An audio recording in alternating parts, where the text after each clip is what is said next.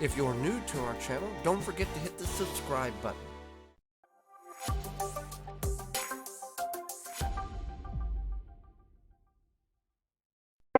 We are very excited that we were successful in growing jelly melons. Jelly melons are a heat-loving, similar to a cucumber, kind of in that family. I believe they're from South Africa, if memory serves me right. Now, they do not like any type of cold. We planted these later on in the season, and what we have is getting close to mature fruit. These are, and I'm going to harvest these because we got cold coming, and we can bring them inside, and over the course of the next 2 to 3 weeks, these will change from a green to a orange yellow.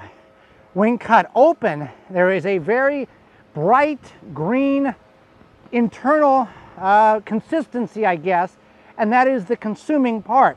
Very spiky, very pokey. If you are sensitive and have soft skin, I guess, you would want to wear gloves when handling these. That's 1,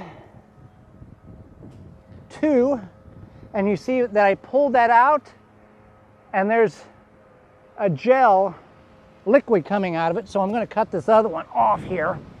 We had three of them that came to be, and we had several that right here never got to maturity. So we're going to bring these inside, let them set for 2 to 3 weeks in regular ambient out of sunlight temperature. These will change colors, and then we'll taste them. So what you just saw us harvesting in the garden, these jelly melons, that was the first week in November. It is almost the last week in February, and they're just now changing color. We've kept them warm. We didn't put them in the fridge. The key thing is to keep them in a warm, like a tropical environment. We've done the best we can, and some of them are still just now kind of changing colors. You can eat them when the color of the skin is not totally yellow or orange in color. So we're going to cut into one of these and see what we have, see if their seeds are any good. It's going to be, if I remember right, it's going to be like a very limeish green. So we're going to cut. Skin's going to be awful tough, I would assume. There we go. Okay. Well, what do we... Oh, yeah. Okay.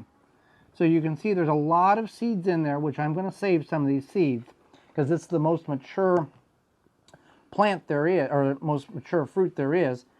I don't know if they're really... Some of them, they look awful. Let's see what we got here before I eat one. The way you check to see if the seeds are good, it's very slimy. You want to take it between 2 fingers and kind of feel if it's solid, and that does feel solid, but boy, it is slimy, slimy, slimy. Okay, we can play with that later. Let's see what, let's get a couple of these seeds out of here. Just knock to the side. It's going to be loaded with seeds, so it's not a big deal. Okay. Ooh.